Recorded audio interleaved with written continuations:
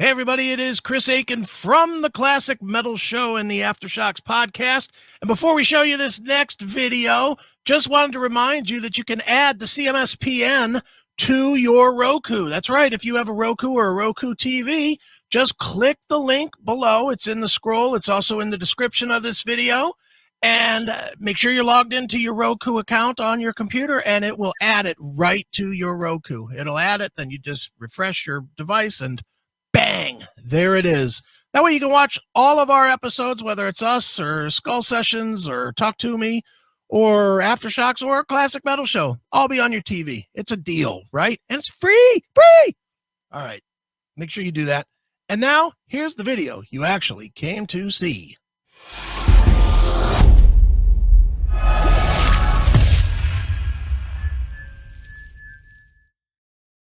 Right here on your Classic Metal Show with The Kid Goes Wild, featuring the departed Sam Kinison on little cameo there. Hey, didn't you see Sam Kinison before? I have. Kidding. I know you told that story last week. That's why I'm bringing it up. I'm telling you what, I wish Sam Kinison could be resurrected today, because I would love to see what his take is on the current environment that's going on in the States. He'd probably be canceled everywhere. Of course he would. He wouldn't be, you wouldn't know his stance, because he wouldn't be allowed to have Twitter or perform or anything. Yeah, you're not allowed to speak out, pal. Yeah, I mean, dude, what's Louis C.K. been up to lately? Who fucking knows? Yeah. No, but there are no real edgy comedians at all today. they're None. afraid. They're afraid to be. Well, but even since Sam Kinison, we're talking. What did he die in 90? I think he died in like 91. I think he got killed in 91. So here we are. Shit, I hate to say it. 30 years later. Yeah. There has not been anyone edgy since Sam Kinison. Well, there hasn't been anybody big. There's been edgy comedians. They're just not as big. Like who? Give me an example. Jimmy Norton. Well, yeah, I agree. And at least he's had a few opportunities to have some video specials. Yeah. I mean, one that he actually filmed there in Cleveland, which ONA actually were in the audience. Mm-hmm. Yeah. I mean, Norton's certainly edgy. He's not, and CK was edgy.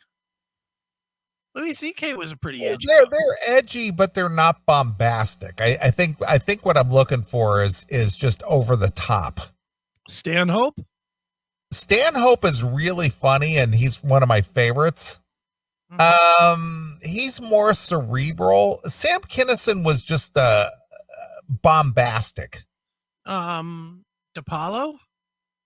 He's not his show, his comedy. Yeah, his comedy is, all of them have good comedy and good commentary, but as far as being a larger than life person, Sam Kinison, he was like the out of control comic guy. Yeah. Norton, he tells really good jokes, and he makes a lot of, edgy comments, as well as Stanhope and stuff. But when it comes to like this larger than life, like in your face, just like, I'm gonna wrestle you to the ground or punch, there hasn't been anyone like Kinison. Artie? No. I'm talking about somebody who not only do they have good jokes, but they're also, their presence is very dominating. Oh, well, that person doesn't exist anymore. That's my point. Yeah, since Kinison, there has never been anyone like that since. And the guys that were like that have all fucking sold out, like Eddie Murphy. Eddie Murphy was larger than life. Yeah, he was, and I agree. And look, like watching Raw and things like that, which surprisingly is available to watch. Yeah.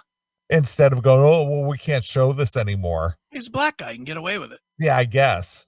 Yeah, he was. Yeah, he definitely was very, very top of the line. Mm-hmm. Just a very larger than life character.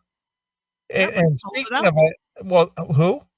He sold it out. That's the problem. Well, and I agree. And speaking of that, since we were talking about HBO Max, Yeah. they offered all the Beverly Hills Cop movies. Yeah. And I watched the classic, of course, which was the original one, which was really good. Sure. The second one wasn't bad. The third one just blew a bag of dicks. That Beverly Hills Cop 3, I watched that once a long time ago, and I totally forgot about it, and it was just horrible. I watched it again like a week ago. Yeah, last week. And it was just like, holy shit, what a bag of shit this is. Well, you'll be happy to know that Beverly Hills Cop 4 has been approved and is in production. Oh, forget it. After Coming to America, fuck that. And another 48 hours is coming as well. Fuck that too. What if they do? We're still trading places. No, forget it. No, you're not. You're done Forget with it. it. After Coming to America too, after seeing what that turned into, I can't even imagine that Beverly Hills Cop or what was it, 48 Hours. Yeah. Forget that. I'm not even going to even entertain watching it. I know they're going to be shit, and I'm going to tell you straight up, I'm going to watch every one of them. I know it now. I might have, dude. People are listing all Eddie Murphy movies in the chat room. I'd watch every one of them. Best Defense 2, yeah, I'd watch it.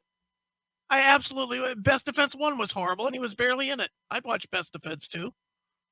Eddie Murphy's one of these guys. I watched all his dumb movies, all his really shitty ones, Harlem Nights, Bowfinger. I was watching all that shit. Bowfinger when he's driving around in the Sanford and Son truck. Yeah, with who that what's his name, the comedian guy.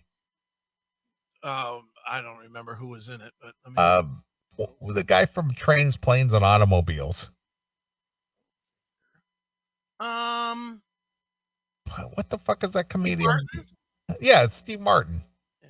He's in that movie, right? Bowfinger. You know why I didn't recognize? Because you said comedian, and that automatically makes me think of something funny. And funny couldn't be more opposite of Steve Martin. Steve Martin is that is seriously the luckiest fucking guy ever. That guy is not funny and not entertaining. How did he get fucking famous with the dumb arrow through the head fucking hat and the wild and crazy guy? Well, he was featured on SNL. But he wasn't funny there. Well, but the thing is he made it on SNL. And again, this goes back to a lot of the discussions we've ever had about what made bands popular. Yeah. They spoon fed it to you. So he's on SNL, so he must be good. You heard this on the radio, so it must be good. Yeah. And Ghost 66 in the chat, you're exactly right. Steve Martin has not been good since Roxanne. Roxanne was pretty fucking good. I did enjoy that movie. Well, I did like Trains, Planes, and Automobiles. That's all right. I mean, John Candy. I mean, that's good. Well, that's the whole thing. He was a good foil for John Candy. Yeah, and The Jerk was good. People are throwing The Jerk up there. The Jerk was fun, but The Jerk was stupid too. Let's be honest. It was a stupid movie, but again, a movie that would never be able to fly today. Exactly. Never. Yeah, but man, that guy's comedy is just dog shit. Yeah, his comedy wasn't good. And let me just tell you a real life story, which made it even worse. Steve Martin was probably my dad's favorite comedian. Yeah, because he was low risk. I guess, and again, I've said this on the show before, but you know who I never found funny ever, not once, is Robin Williams. Oh, the funniest thing he ever did was hung himself. Yeah, I never found Robin Williams even remotely entertaining. I didn't find him funny. I didn't think his comedy was funny. I didn't like his movies. Yeah, I thought he sucked. But liked the movie where he played a serial killer, 1 Hour Photo. I saw that. That was the only movie I ever enjoyed by him. But all of his other bullshit, Mrs. Doubtfire and Hook, and fuck you, Robin Williams. The world Good according morning, Vietnam. Shut up. the Shut world according to Garp or whatever the fuck that was. Fuck you. Was he in Good Will Hunting too? Yeah, I think so. Fuck you with that one too. And was he in Dead Poet Society or something? Fuck you with that movie too. Those movies all stink. So, you know, they tried to make him out to be some kind of like this genius. Yeah. And it's just like, you fucking suck, dude. You know what he was? He was Hollywood funny. Yeah. I found nothing entertaining about that guy ever.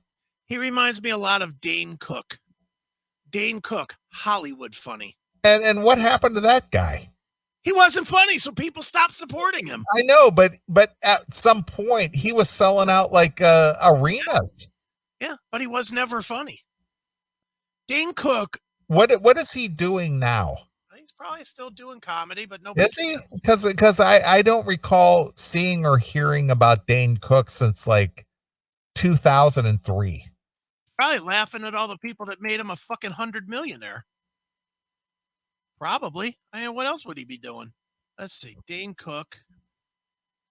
At the end of 2018, Cook announced the Tell It Like It Is tour, his first full-scale stand-up tour since Under Oath in 2013. The tour began in February of 2019 and concluded in November in LA. So that's it. Really, he did a tour 2 years ago. So I guess he's still doing it. All right. Again, you know, he was like an HBO darling, and he had specials and all this other stuff, and it was like, what the fuck is that? That guy's not funny. No, but yeah, dude, Steve Martin. Going back to Steve Martin, my dad, this was his favorite guy, and he had. I still remember the album. It was called "Let's Get Small." Yeah, Let's Get Small. It had him on the cover wearing a fucking fake nose and a balloon hat. Look it up. I'll put it up. I know of it. I remember it came out in 78, 77, 78, somewhere. Yeah, I remember it. My dad loved this album so much that he had, not only did he have the album so we could hear it in the house, but he had the 8-track. Oh, the 8-track. So that if he was in the car, he could get a good chuckle on the way to work by listening to the same fucking shit jokes that he was doing on, in the house. And my dad would be sitting. We had a chaise lounge in the house, one of those big old furry chaise lounges that were all the rage in the early 70s. Sure. He had one of those, and he'd lay on that thing. And he'd be telling the jokes as Steve told the jokes and laughing his fucking ass off. And he'd be like, aha, King Tut, buried in his jammies. Ha, ha, ha. He'd be laughing. And me and my mom would just be looking at him like, what is wrong with you, fool?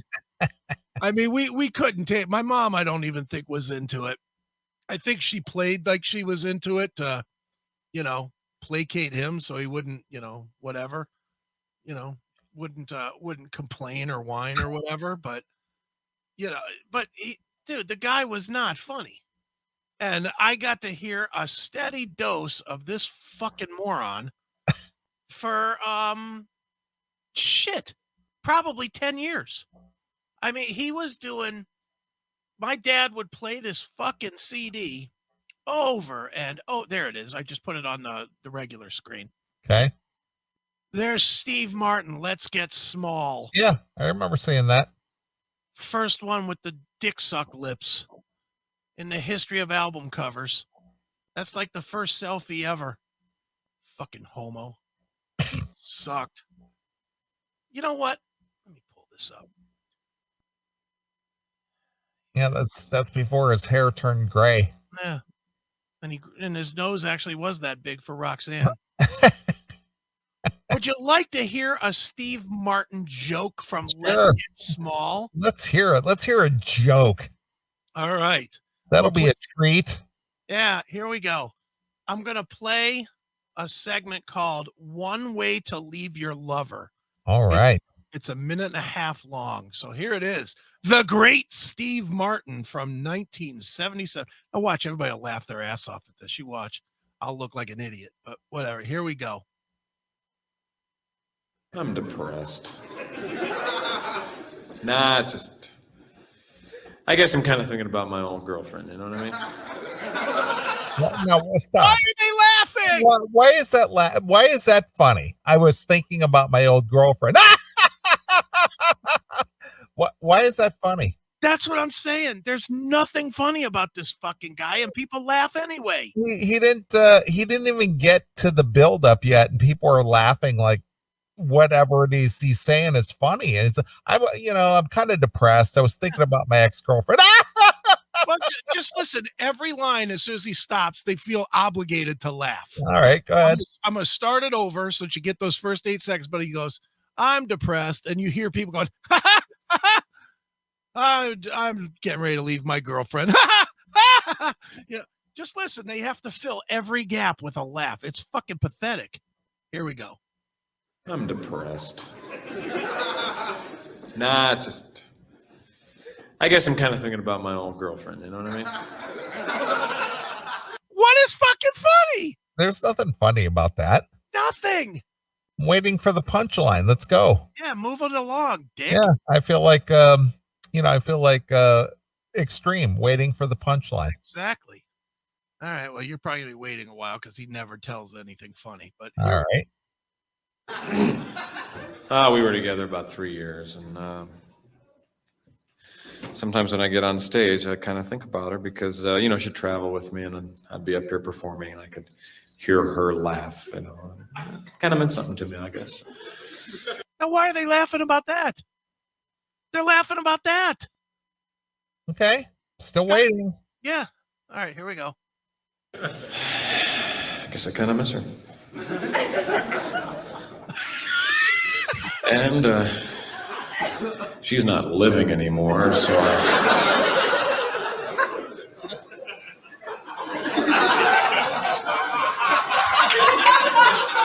You think that's funny? I guess I kind of blame myself for her death. We were at a party one night, and we weren't getting along. We were fighting, and she began to drink. And she ran out to the car. I followed her out. And I guess I didn't realize how much she'd been drinking. She asked me to drive her home, and I refused. We argued a little bit further. She asked me once again, would you please drive me home? I didn't want to, so I shot her.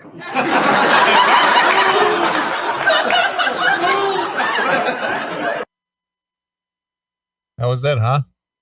Yeah. There's still another 15 seconds, but the laugh he got for that was way over the top. That's not funny. Okay. Is that funny? Yeah, well, he's crazy, man. He shot her. What the hell? Not funny. All right, here we go. Bloody shotgun. Cut it right in half. That's it. Okay. Hilarious, right? Hilarious. He stinks. Yeah. I had to listen to that fucking joke over and over. Is that a joke? All of these are, I don't know if but your dad found that funny? Oh, he would laugh. He would sit there. I'm telling you, he would sit there and he'd be in his fucking chaise lounge, chuckling, belly laughing, and going and lipping it with him. Then I shot her. Okay. And I'm telling you, me and my mom would look at him and look at each other, and we would just be like, and we would just go to some other room or go outside or something. Just right. Fuck away from this fucking nonsense. Like, what are you laughing at? Yeah. And it just, and I can still remember times with my dad, he'd yell into my mom. He'd be like, hon, come on in here. I'm going to listen to some Steve Martin. My mom would just be like, yeah, I've heard this 100 times already. But she would be in there like nothing because that was her opening to try and get him to Like she'd listen to this fucking shitbag album, and then she would try to slip in some of her music behind it. She's like, oh, let's get a Springsteen record on or whatever. Let's throw on the Who or something. And my dad wasn't having none of that. But that was always like her get was she thought that if she sacrificed for him, then she'd get the opportunity back. And no such luck. Yeah, it was supposed to be a give and take, but it was all take. Yeah, it was a take and take. Yeah. My dad would take that and then he'd be like, well, that was so good. Let's throw on the old Lionel Richie album all night long. And then next thing I know, my mom's just sitting on the shade, like laying next to him on the shades, just ready to kill herself. Right. Wishing he'd shoot her with a shotgun and laugh about it because she has to sit here and listen to fucking, Lionel Richie doing Stuck on You. It's like, oh, my mom was hating her life for that stuff. Right. Boy.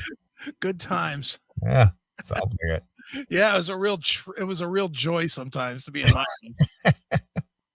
Well, speaking of killing yourself, yes. here's something that is relatable on that level. Okay. But something that might relate that you might relate to. Okay. Not to bring up painful memories. All right. And not to make light of your personal situation. Sure. But a steel worker, you were a steel worker once. I was. He has killed himself by jumping into a furnace at a Chinese factory. Now, why are you laughing? This is not a laughing matter. That's your Steve Martin joke. I'm laughing. I'm going to tell you why it's funny before you even read the story. Yes. We had a guy that we worked with. He was a young kid. He was a fucking asshole. Just a straight up asshole. I won't say his name. But me and pretty much everybody else in the place hated this fucking guy. Okay. So we had two furnaces. We had one that was fairly small, the one that I got blown up on, which was pretty small. It held about 7 tons of molten metal. Okay. Then we had the big furnace, which held probably 50, 60 tons of molten metal. And the way we would fill these things up was we would take scrap metal that was unmelted, obviously, and we had like a scrap warehouse, and we had these little, I don't know what you'd call them, they're like a hopper, so to speak. It had like it was like a big bin, but it had a latch on it, and a forklift would lift it up and put it over the door of the furnace when it was open. Yeah. You could take a stick or something and you would hit like a switch thing that was on it, and it was like a latch, and it would release the latch. And You'd flip the latch up and the door would open and it all dump in there. Yeah. The little cart would kind of tip forward and everything would fall out. Sure. I get it. And then you would use the you would use the tow motor, and you could shake the tow motor back and forth to shake out all the shit into the door. That's how we used to do it. We hated this guy so fucking bad that we talked at length about fucking knocking him out and fucking throwing him in the furnace and charging this fucking guy because no one would have ever heard him, and that would have been it. Just fucking stuff him in this fucker and close the goddamn door and be done with Perry or whatever his name was. We hated this motherfucker with a passion. To contemplate murder, I guess that would be a lot of hate. Obviously, we never took it to that length, but what? We obviously did not do that, but it certainly was a talked about. And you know how it is, dude. You're working with somebody. So you basically wanted to dump him into the fire and just be done with him. We wanted to hear him going, "I'm falling." Exactly. Into the fire. But yeah, we hated this motherfucker. And you know how that goes, dude. Well, to wish death on somebody, that's a lot of hate. Well, we wanted him to quit, but he wouldn't quit. So that's next step, I guess. But yeah. All right. And then lo and behold, since I joked about it, guess who got fucking fried? Me. And guess who got cooked? Me. Is that karma? Would that be considered karma? Maybe. I don't know. I've always thought about that. If this was karma, like if it was ultimately karma, my problems with fire were karma for me burning my parents' house down when I was 7. And I always have thought maybe that was my fucking payback. Was, I lit up their house and burned it down when I was 7 years old. And I've told that story on the show before. But I always thought, because I got burned, and it's funny because I got burned pretty good, second-degree burns in June of the year that I got burned for real, like the real bad burn. I got burned in, moshing at the Metallica show, and they were having those blanket fires, and I just dove right into one, just being a goof, just drunk out of my mind, and dove into a fire and got second-degree burns all up and down my arms. So I always wondered, and then like that was like the warm-up for the actual real burn accident. That's very interesting. The choice of words you use, the warm up. Exactly. and of course, me being stupid me, I get home and Georgetta's looking at my fucking whole arm that's all burned up and shit. She's like, "You gotta go to the fucking hospital." I was like, hospital my ass. I was like, "Get some of that lotion." And she fucking rubbed calamine lotion on it, which could not have picked the worst thing to rub on a fucking open burn wound, but calamine lotion to dry it out, but it was like, just put that stuff on it, that pink shit, it'll work. And I put that shit on the burns, and I lived with the burn for about a week, and then I was fine. But yeah, just put some bacon grease on it. Yeah, why not? Just get some bug spray. Maybe that'll fix it. It's like, holy fuck, what is wrong with me? Well, again, if this was today, it was like, yeah. Yeah, but, like last week. Just rub some dirt in it, will you? Yeah, dude. I am the living proof of that shit. I mean, you've known me 20 years, roughly? Yeah, at least. Well, I met you in 98. So Okay. 2008, 18, 20, 23 years. Yeah. You've heard me talk about this accident, yes? Yeah, of course. You've heard me joke about it. Yeah? Of course. Have you ever heard me legitimately in the thousands of hours of conversations we've had, both here on the show and in, on the phone, whatever? Have you ever heard me whine about it or say, no, of course not. You just accepted your fate. Yeah. It's just like, this happened to me and, fuck it. And that's how it should be for everybody. I agree. For everything. You're not, and I have this argument with people all the time. I don't rate people's accidents or whatever. I don't say mine is worse than anybody else's, because it's all relative. I was burned 69%, 52% with 3rd degree in grafts. I was burned to fuck. I mean, literally. And I'll tell you what, I'll take that over somebody that's burned 10% but loses his fucking hand or loses his leg or loses his foot or, has a keloid the size of a second head on his fucking shoulder or some shit. It's all fucking relative. It is, is my accident worse than a bad car accident? I don't know. Maybe not. Well, if you ever do a reissue of Call Me Chris, I think you should retitle it Burn to Fuck. Yeah, Burn to Fuck, exactly. It's a good book title. It's the sequel. Yeah, the sequel, Burn to Fuck. Burn to Fuck. But I was burned to fuck, dude. Of course. I mean, I was burned. I mean, dude, even the title Call Me Chris, that was because I was burned so fucking bad that my own family couldn't recognize me. They just saw me as this lump of fucking bleeding fucking goo in a bed, just sitting there in a fucking coma, drooling like Terry Schiavo. Did she make those noises? Well, Terry Schiavo did. Did she? You don't remember that when they would show video of Terry? I remember Glenn Beck was on the case on that for starving her to death. Yeah, every time they showed Terry Schiavo, all you heard was, that was the deal. Accidents are accidents. Shit happens to everybody. and whining about it is fucking sorry, deep cut home run. Call me Booples. Call me Booples. Call me Booples.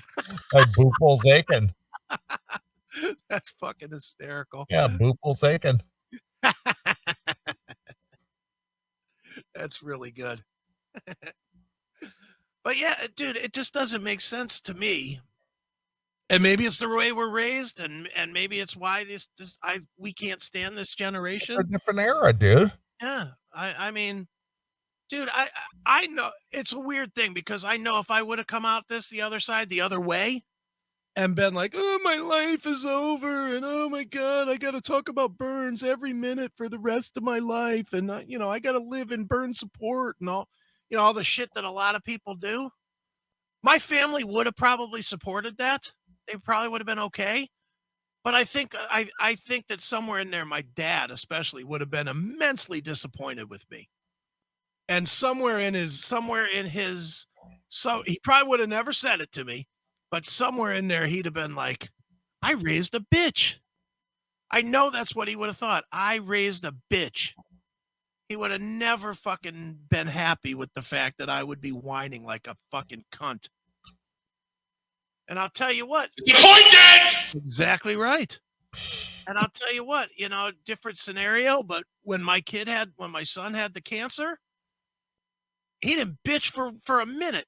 And all I could do is bang my chest with pride that my son wasn't a bitch going into something that fucking life-threatening. Of course. Handled it like a fucking man. I raised him right. It's like, fuck yeah, as it should be. And I'll be honest, if he would have come out of it like a bitch, I probably wouldn't have said nothing to him about it. I probably would have let it go. But, I mean, because it all does affect people differently. But, man, I just can't, for the life of me, I cannot fathom people that let something happen to them and they let it wreck their fucking life forever. Disappointed! And, dude, how many people do that with, like, divorce or, Of course. or a car accident or, like, the ones that crack me up are the guys that, like, are depressed for, like, several years because, like, they have their house repossessed or they have a car repoed or something or a house foreclosed on, rather, and it's like, it's just stuff. Are you still alive? You still able to fucking rebound? Then go rebound. Stop bitching about it and rebound from it, you fuck. Well, I think you and I both can speak from that place of rebounding. Of course. You just pick up the pieces and do what you can with what you've got and move on. Yeah. I've done so, I can only talk about my own life, but I was left for dead, quite literally. Wife was told, gonna die on this table. Lived through that, and fucking, I came from being dead to now doing all these great things, building businesses, owning the pinball thing, having fun doing the radio thing. Now I'm building a fucking radio empire, writing books. I've done every goddamn thing in the world, and this is after I was supposed to be dead. Beat that. And don't tell me about how you fucking can't do anything because your life is so hard. I'm not hearing you. I don't hear it at all. I never hear it. Rise up and overcome, bitches. Exactly. That's exactly it. Well, anyway, Wang Long could have used your sage advice. Mm-hmm.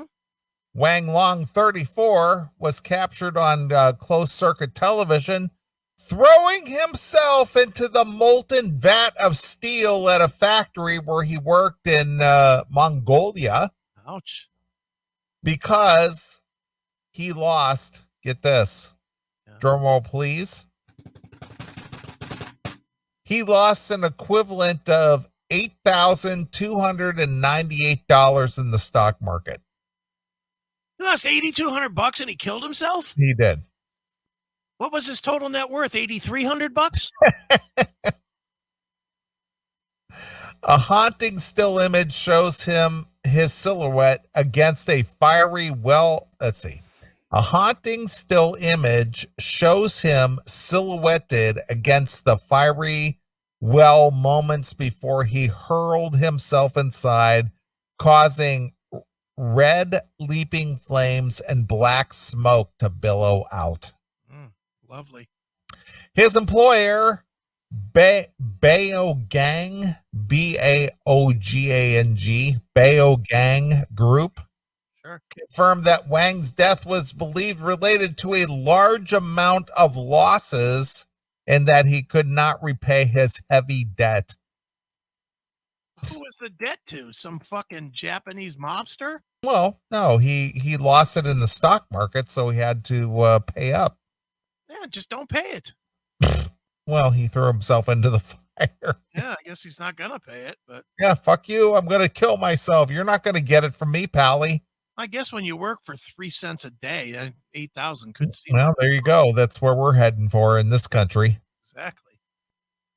Last Tuesday, the Steelworks had reported Wang missing after his colleagues were unable to find him following the night shift. Yeah, he's part of the Molten Metal. Yeah. However, surveillance footage later revealed that Wang had died in what police believed was a suicide. In the video, Wang is seen to take off his helmet and his gloves, placing them on the ground. For several minutes, he appears to hesitate before jumping into the furnace, Yeah, I get that. definitely into the fire. Mm. The Baogang group said, "We feel deeply sorry for his death. We are proactively appeasing the emotions of his family and carrying out psychological guidance for our workers." I never understood that. We're bringing in counselors for this. Yeah, grief counselor. I never understood that. It's like, what kind of pussies are we? Yeah. It's like, well, so and so committed suicide, so we're bringing in grief counselors. Mm-hmm. Really? Yeah, I don't get it. I'll tell you this though. I understand this dude hesitating because let me just tell you, when 7 tons of molten metal fucking hits you, and it hits you in an explosion, so it passes off of Yeah, you. but you weren't even expecting it. This guy is well aware of what awaits him. Oh, I get it. I'm just going to tell you, not expecting it and having it happen and just be done, like it happened and it was over, like in a couple of seconds. That was a pain that is undescribable. I mean, that was pain like nothing I ever had and never will have again. I can't imagine jumping in and let's be honest, unless you had your mouth open and you just fucking ingested it where it ate your fucking heart away instantly, you're going to live for 15, 20 seconds. Swimming, your body's naturally going to try and get out of that shit. And you are going to swim in this shit as you're screaming in pain as it melts your fucking body away. That has to suck. Those last 15, 20 seconds of old boy's life, that had to feel worse than touching your finger on a stove or something. Yeah, that's like Terminator 2, where he lowers himself into the Yeah. I got news for you though. It probably wasn't as glamorous as when he slowly lowered. I guarantee you the last thing he did wasn't put his one finger up in the air before it's No, he gave him the thumbs up. or the thumbs up. Yeah. He went down like this. Yeah. Fucking sure he did. Well, he was a robot anyway. He didn't feel any pain. Even a robot would have felt pain in that fucking scenario. And I can tell you that for a fact. That shit fucking hurts. Bad. Wang's colleagues told the South China Morning Post he had been trading stocks and futures for a while, that he was introverted character and unmarried. So, he didn't leave any wife or hellspawn behind. Oh, so then it doesn't really matter. Yeah, he just kind of burned up in flames. All right, I'll see. Police think Wang killed himself because he had taken out large loans on Wednesday and lost 60,000 yen that is 8,000 blah blah blah American dollars on the stock market. He took out loans on the stock market. This was Japan or China? This was I read that earlier. Yeah, I just don't remember what it was. This was in Mongolia. Mongolia. I wonder if they have laws that are different than here. Like they don't allow you to bankrupt. They cut your head off or some shit if you're fucking overdrawn on your bank account or something. You're overdrawn. Off with your head, fucker. Well, they might. And I mean, that's the only reason I could think of that, you know, being broke would. Well, I think that the honor thing over there is pretty powerful. Yeah. And that as somebody who is not successful and can't live with the pain of being a failure, Right.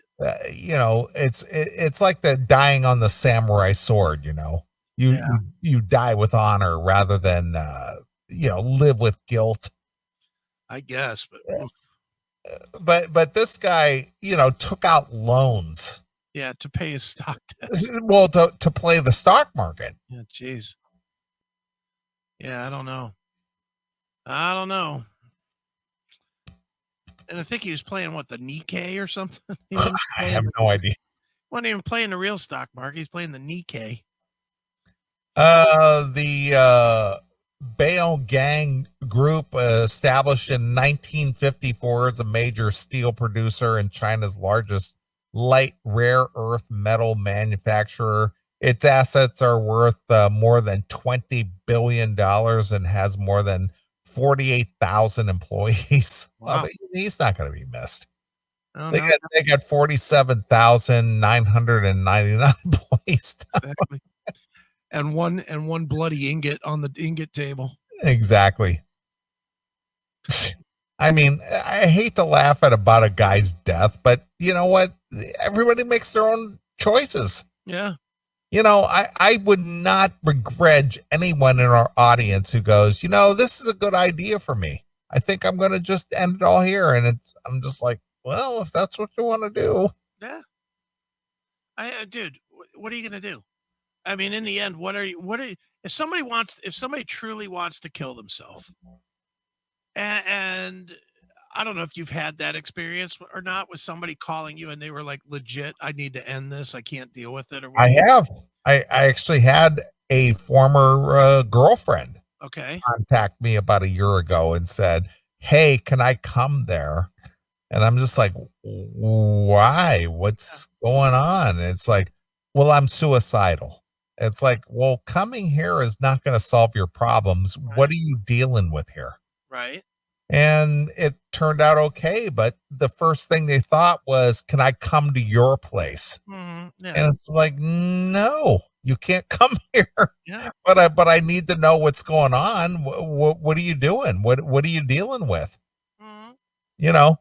And that was the whole thing. And it was just like, no, this isn't the place for you, because what am I or being here going to do for you? Yeah.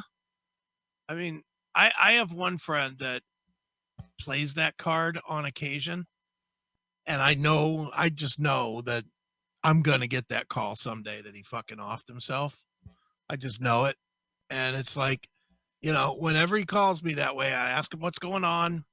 And if he can't talk about it on the phone, I always go there. I'll always go and I'll talk him through it as best as I can. But, in the end, I mean, what are you really going to do? If somebody's determined that their life is too fucked, the only thing I ask is don't fucking blow your brains out where the mess gets on my fucking doorstep. I mean, honestly, what else can you do? What can, I love my friends and all, but, in the end, it's like, I can't save everybody. Well, here's the thing. And I think this is very relatable to the people who listen to this show, as well as, you and I. Yeah. You and I had a acquaintanceship. I'm going to call it an acquaintanceship. I'm not going to call it a real friendship. With Janie Lane. Sure. Okay. This guy, we knew that he had a lot of issues and he could have done something different with his existence, but he chose not to do it. And both of us, even our friend Billy Morris, Mhm. we all tried to help him in some way, shape, or form. Right. But if somebody is hell bent on destruction, personal destruction, what are you going to do about that? Nothing. There's nothing you can do. You can reach out, you can say, hey, I'm concerned about you. Mhm. How can I help you? All these other things, but in the end, what are you going to do? Yeah. Not much.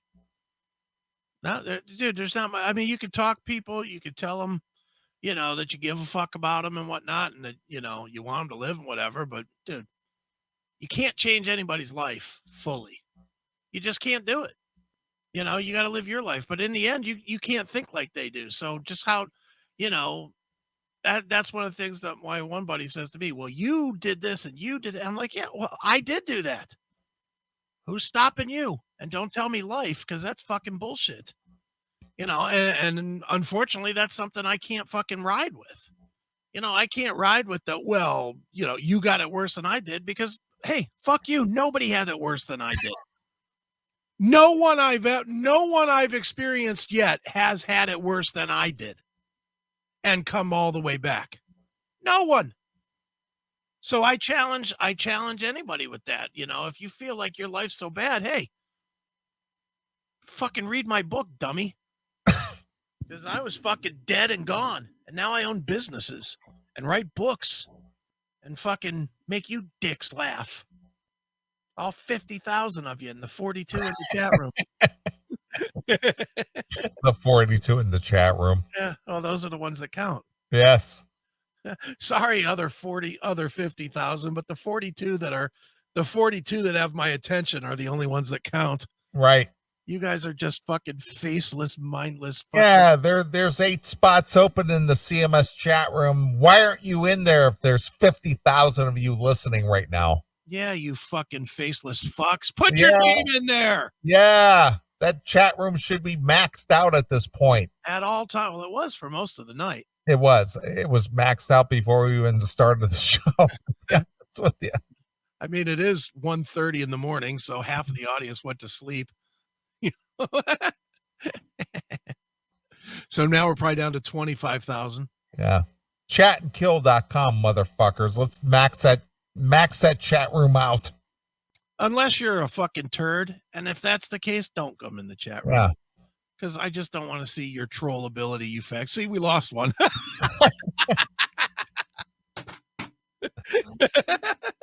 No, you're playing the rev now. Look, we peaked. We peaked at 10.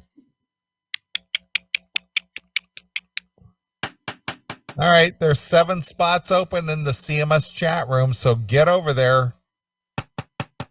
Oh, we gained one. It's 44 now. Ooh, look at Somebody us. jumped in there. There's only 6 spots left. You're really determined to get there, aren't you? I want to see everybody max this room out. There's only 50 slots in this room, and there's 6 open. Look at Rob Halford in the porta potty. Where's that? Demon put it in the chat room. Oh, Jesus. I'm more fascinated by the girl with 3 tits. What's going on there? All right, we're 5 away from maxing out the room. 45. Look at that. It's growing. Look at that. 5 more spots. Oh, my Can't get in after that. Oh, my God. Jump in. Chatandkill.com. Is that still active? Yeah, I don't know. chatandkill.com.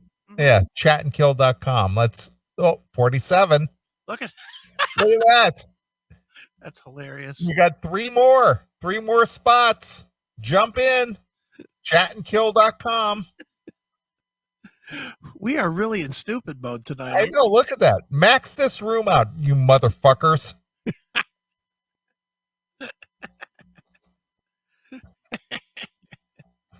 I love it. That is funny. Get in there. There's 3 open spots. Yeah. I got news for you. Neely's probably not going to 48. Neely's not going to move on till the last 2 of you get in here. So. 48. All right, Phil Ooze, you're going to scare these people away with that giant dick. Please don't do that. All right. There's 2 more slots. Fill it up.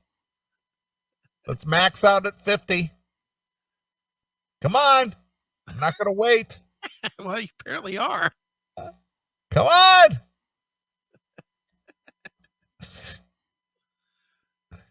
Well, supposedly we have 50,000 people. Yeah. Well, they just don't want to chat, maybe. All right. 48 is good. We're at 48, so there's 2 open slots, so you can jump in. Welcome, people. Welcome. All right. All right. So there you go. A guy killed himself over $8,000. Yeah, and we're laughing about it. Well, you know what the fuck? Stupid people. Mm-hmm. Don't give a shit about them. Yeah, I'm with you. Yeah. I'm unfeeling and uncaring. All right. Before we take a break, Yes, sir. I know that you're well aware of the whole COVID thing Yes. that has totally destroyed a lot of things in our society. Yes. Well, anyway, supposedly, because we're a year into this thing already, Live Nation, one of the biggest concert promoters in the world, they're ready to move forward. Good. They're ready to put on some live shows. They're ready to, get things going. Great. But the problem is they have nobody to work the venues now. Everybody has moved on from their roadie status to, working to make the live performances happen. Right. A lot of the stagehands and technicians have moved on to other things, and they're just like, fuck this. I got to make a living. Right. I'm going to lose my house or my apartment or whatever it is that they live in. Right. And they've moved on to other things, and it's just like, okay, things are opening back up. We need you guys. And it's like, yeah, I'm doing something else already. Yeah, don't care. Artists can't wait to get back on tour, but after more than a year on pause, the COVID-19 pandemic, the live event business is facing a potential worker crisis and not enough roadies. Yeah. Concerts operate in a world of contracts with workers moving from gig to gig, tour to tour. Without live events, though, many stagehands, lighting and sound technicians, ticket takers, and ushers, they have assumed other jobs. Yeah, as they had to. Yeah, this is like I had to do whatever I had to do to survive. And you know what it is even more than the fact that they've assumed other jobs? 49, by the way. It's not so much that they assumed other jobs, it's that they got out of the habit of living like a fucking pauper. And, they got used to getting a steady paycheck now.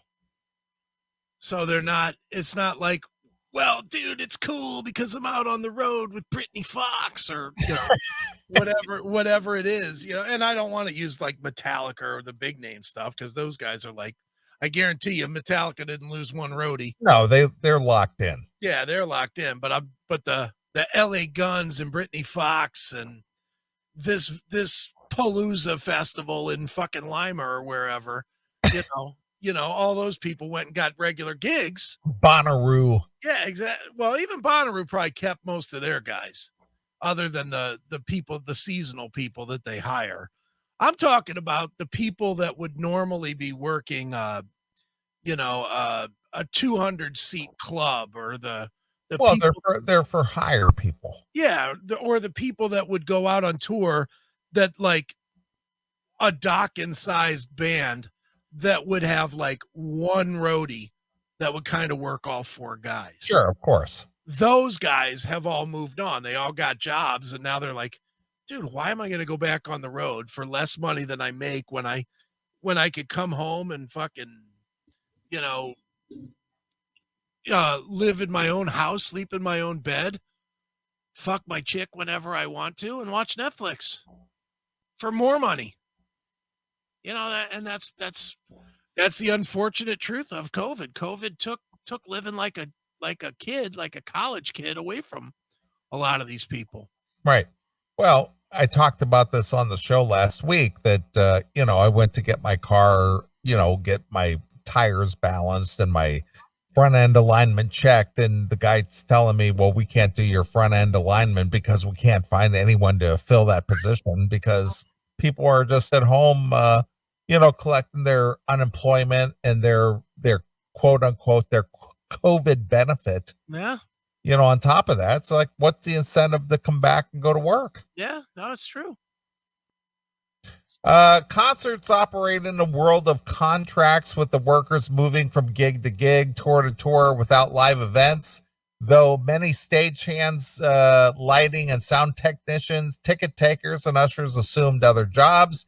No one saw a year without a work, said Michael Strickland, the chief executive of lighting company Bandit Lights. Oh, Lights. Bandit Lights. As it continued, you lost people along the way. The mentality, the physicality, the spirituality, and the economically. The concern among event organizers that those workers might not come back. Mm-hmm. Having moved on to other jobs that might be more stable, more lucrative, or offer perks like insurance. Oh, we can't work jobs with no insurance. Yeah, can't do that anymore. Or retirement options.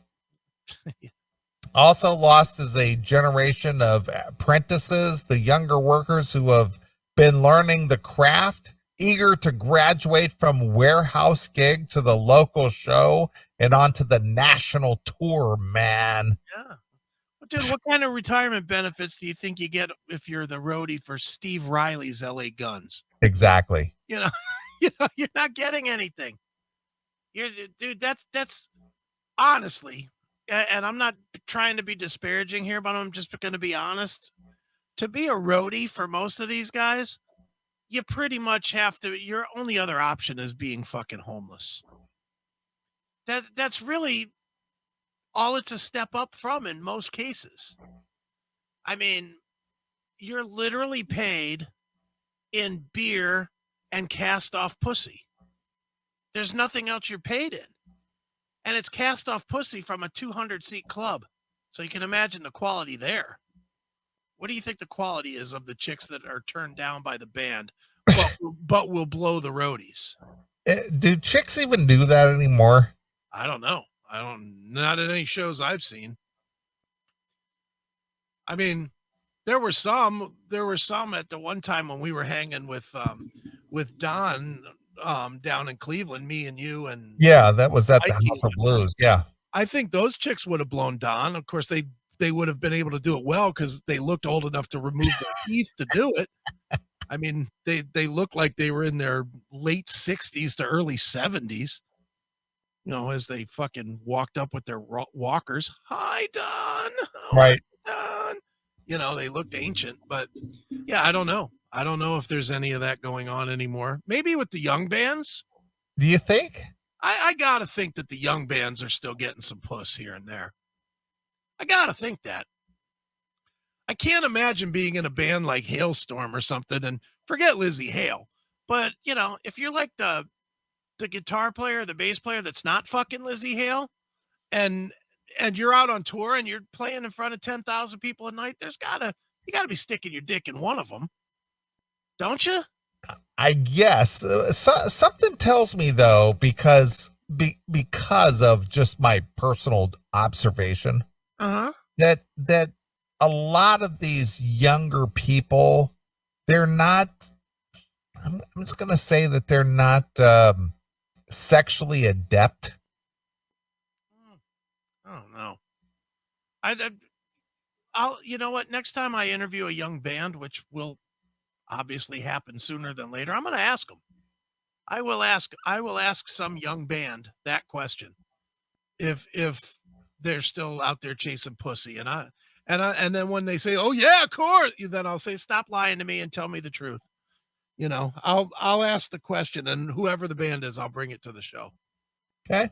but I will ask the question. I'll So- ask. some just tells me that the maturity Mhm. of, you know, I don't know what you want to call it, the groupie mentality Mhm. is just not there. I somehow, and again, I could be completely off base. Right.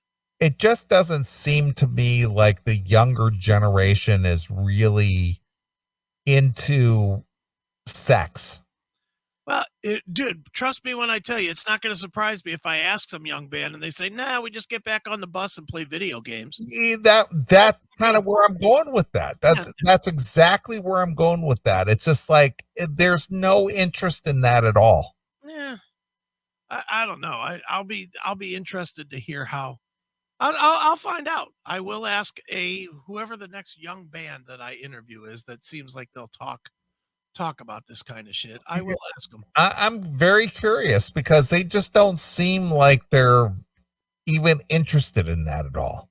I think they're more interested in their social media and, as you just mentioned, like video games. Mhm. But when it comes to, like, just carnal getting it on, that's not even a consideration at all.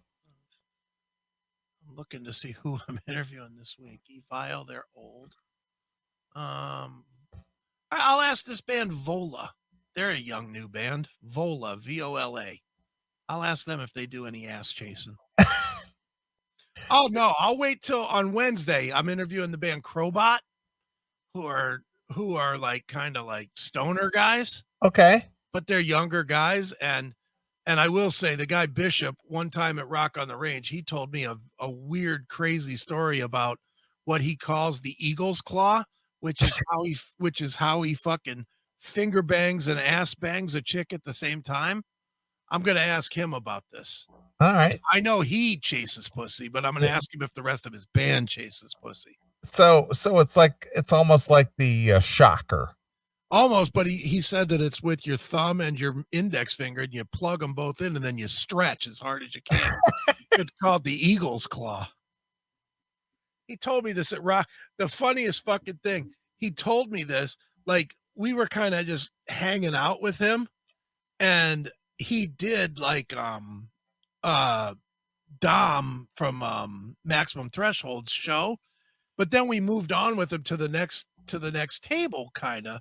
We were hanging out with him, and he was still in that mode where there was no filter, but yet he was live on the air with some radio station wherever, and he started talking more about this fucking Eagle's Claw and digging his finger into the girl's pussy on FM radio.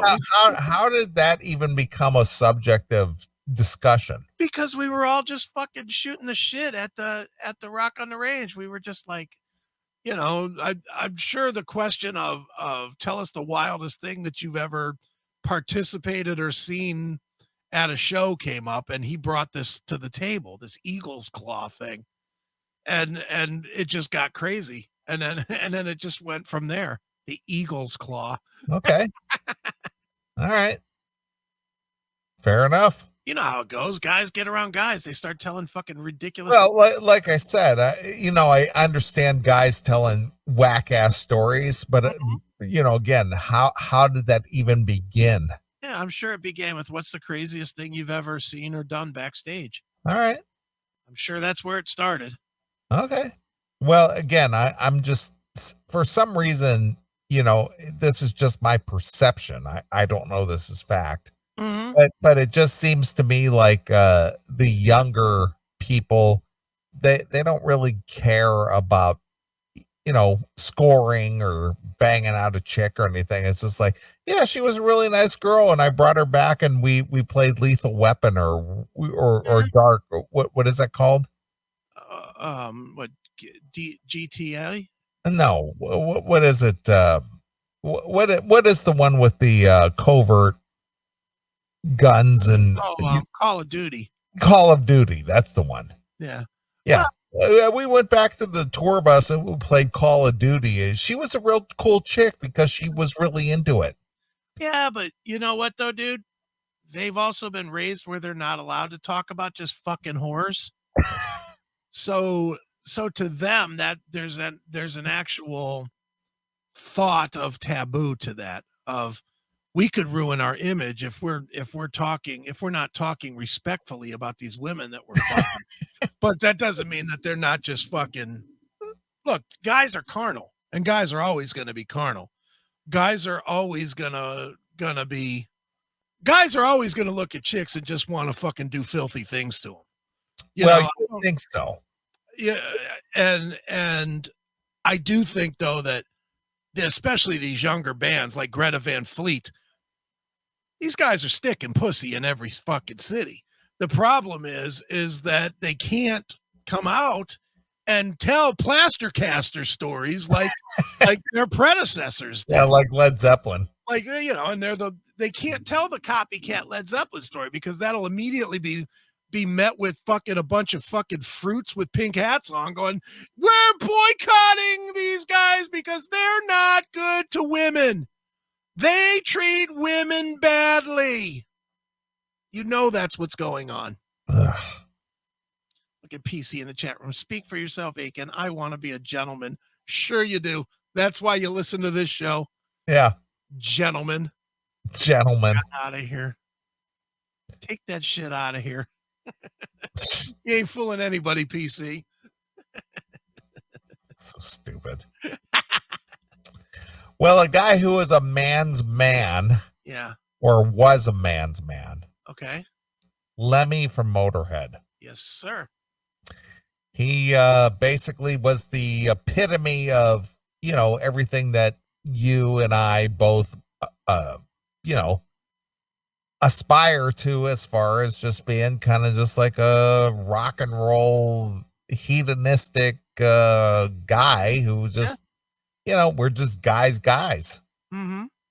Well, anyway, as you're aware, Lemmy unfortunately passed away like almost 6 years ago. Sadly, yeah. Can you believe that? It's crazy. I'm glad to say that Lemmy appeared on the show. Yes. And I'm happy to say that I had a conversation with Lemmy at the legendary Rainbow. Yes. And you know, I feel very blessed that I had that opportunity. Yeah. Well, anyway, Lemmy passed away years ago. Mm-hmm. Motorhead legend Lemmy Kilmister.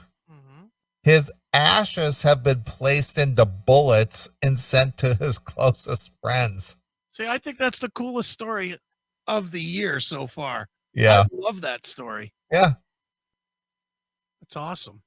American television and radio personality Ricky Rackman, who hosted MTV's heavy metal show The Headbangers Ball in the 1990s, broke the extremely metal, quite literally, revelation about Lemmy's ashes last night. That is the 22nd of March.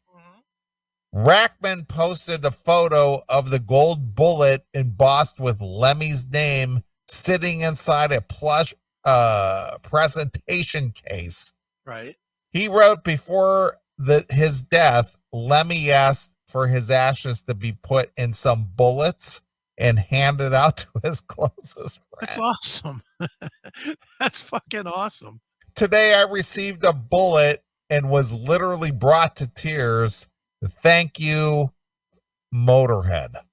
Dude, I would absolutely cry if I got fucking a Lemmy bullet with his ashes. Of course you would. It's like this bullet casing. It's got, you know, it's got like a quarter ounce of Lemmy's DNA in it. Exactly. And it's in a case and it's all shiny and, you know, it's a memento. Mm-hmm. You know, Lemmy, I know that you have expressed on the show that you have adopted the Lemmy philosophy in life, and as have I. You know, I've drawn a lot of inspiration from Lemmy about life, and you know, I quoted him on the show tonight about how many rooms can you live in at one time. Sure. You know, and he was a no nonsense guy. And even though he had success in his life, I have no idea what his net worth was when he passed away. Mhm. But he was just I get up on stage, I play my Rickenbacker bass, I just rock out, and I live in a 1-bedroom apartment in North or West Hollywood rather, and I drink at the Rainbow, and that's my life.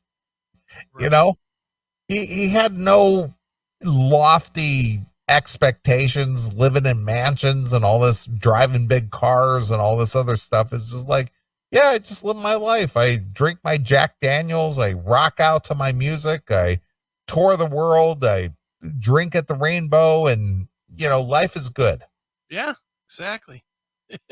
Yeah, he did. He lived it his way right till the last day. He did. I mean, he was on tour, what, 3 weeks before he died? Yeah, I think it was like literally 2 weeks. Yeah, it was like right before. Yeah. And he looked like hell, but he still knocked out the shows. He did. Wasn't he passing out at some of the shows because I think he had to cut some shows short because he literally couldn't perform. He was just, right. yeah, I apologize. I have to cut the show short because I just can't go on. And he was just, he was literally on his last legs, as the old adage goes. Yeah, well, he inspired me. His personality more than his music. I mean, I like the music, but I loved his personality and what he did. I mean, dude, even my books, every one of my books is dedicated to my grandfather, my father, and Lemmy. Yeah. Every one of them. Because Well, he was a rock till you drop guy. and that's how I try to live. I try to go 150 miles an hour every fucking day. And so far so good. And dude, is it gonna shock you one bit if they find me dead in front of a computer? Probably not. You'll be like, yep, that makes sense, right? Yeah, you went out doing what you enjoyed. Yeah, doing what I do and working hard and trying to get even further along. There's no resting on what you've accomplished. None. You always got more to accomplish. Sure. Yeah, I totally try to live the Lemmy way. Not widely picked up by the media last year, former professional tennis player Pat Cash shared a photo of Lemmy bullet he received in February of 2020. Taking to Instagram from Lemmy's favorite drink haunt, the Rainbow, which I was just there like a month ago.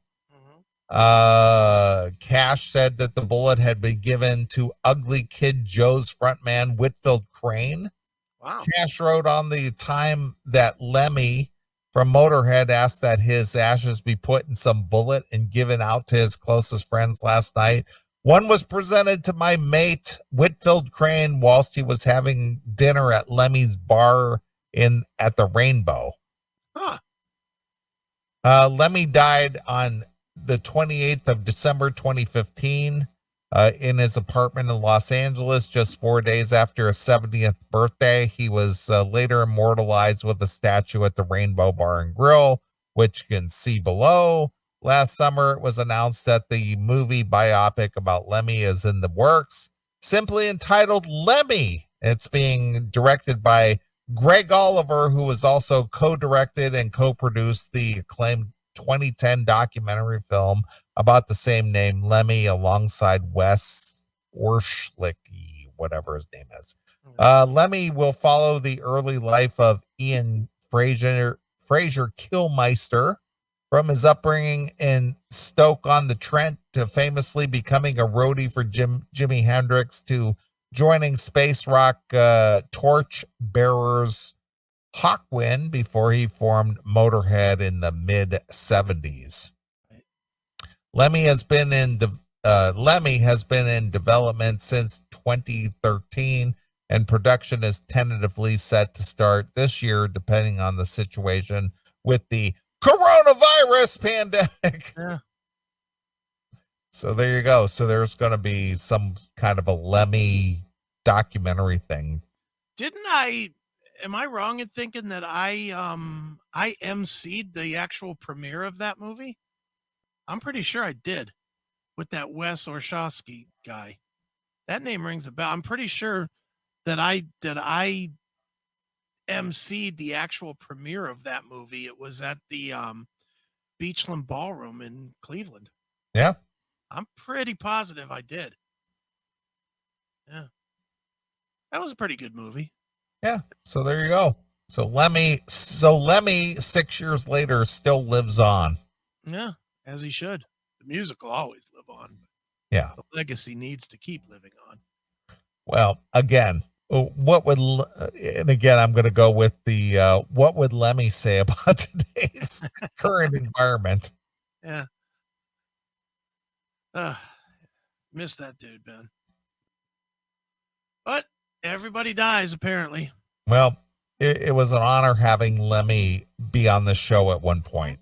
Sure was. And it was a big honor for me to personally, speak with him at the Rainbow. Mm-hmm. I'll never forget that time I was at the Rainbow and his manager was with him, and the girl that I was dating at the time, she had talked to his manager and told his manager that I was at the Rainbow and wanted to talk to him. And he basically said, yeah, come on over and talk, but no pictures. Right. And I wanted to take a selfie with Lemmy, but it was just like, nope, not happening. Yeah. He wasn't into it. But Bob Nalbandian, Mm-hmm. the legend Bob Nalbandian, was at the Rainbow with me. Yeah. And, Lemmy was there and he was just playing his video game, as people have reported. Mm-hmm. And now that it's, here we are almost 6 years later, it's called Lemmy's Lounge now. Mm-hmm. And when I was out there with Eric, our friend Eric Ferentinos, I had bought a couple of whiskey shirts for, some various people. Okay.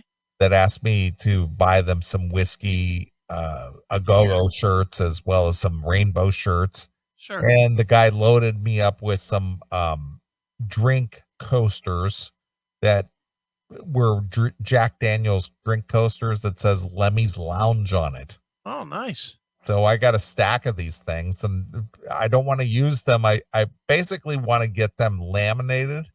Okay. So I can have them here in the CMS studio to where they don't get ruined because they're cardboard. Right. But I want to get them encased in laminate so I can have them here in the CMS studio. Another collectible for Studio A. More or less, yeah. Yeah, nothing wrong with that. So it's pretty cool. It's called Lemmy's Lounge. If you haven't been to the Rainbow, obviously because of COVID, you can go there, but as long as you're sitting, you can take your mask off and order and drink a Jack and Coke in, honor of Lemmy, or order some food or whatever. But God damn it, don't you stand up without your mask. Well, thank God Lemmy's Lounge has the sit-down force field. Because Lemmy is watching over us all. That's right. But only if you're sitting. Exactly. Stand up, Lemmy turns his head. Yeah. Don't you stand up without your mask. That's right. So stupid. It is. Are you got a Motorhead tune, or you want me to pick one? Because I've got well, I was gonna play a Motorhead if you want to pick a Motorhead tune. I do. I would like to hear Make My Day, since hearing that story made my day, from 1916. Okay. Some Motorhead, Make My Day. That's right. All right. This isn't a tribute to Clint Eastwood. Clint Eastwood? No, I don't think so. Might have been. I mean, he's working with bullets here, so maybe it does. I don't know. But anyway, so yeah, Lemmy, just an icon, man. Yeah, he is. And again, I was just happy to meet the guy and shake his hand and chat with him for a few minutes. And they're like Sam Kinison, which we talked about earlier tonight. There will never be another Sam Kinison. There will never be another Lemmy ever. Yeah. And you know what? That makes Jacko happy because he hates both, if you can believe that. He hates Sam and he hates Motorhead? Yes, he stinks. He literally in the chat room tonight said that Sam Kinison was a loudmouth ass. and he was in here saying that Lemmy was overrated.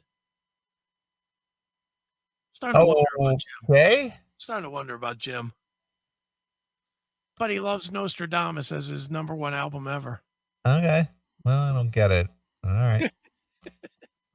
All right. Well, let's play a couple tunes. We'll come back, wrap up the show. So here it is. It's Motorhead with Make My Day exclusively here on your classic. All right, that was a lot of fun, wasn't it? And you know what else is a lot of fun? The CMS Podcast Network. That's right. CMSPN.com is the address. Make sure you go over there. Make sure you watch the episodes there. You listen to the episodes there. And maybe you even just subscribe so it's delivered to your phone, to whatever podcasting software you use. But do it from CMSPN.com. Once again, CMSPN.com, CMSPN.com, CMSPN.com. We'll see you next time, fucks.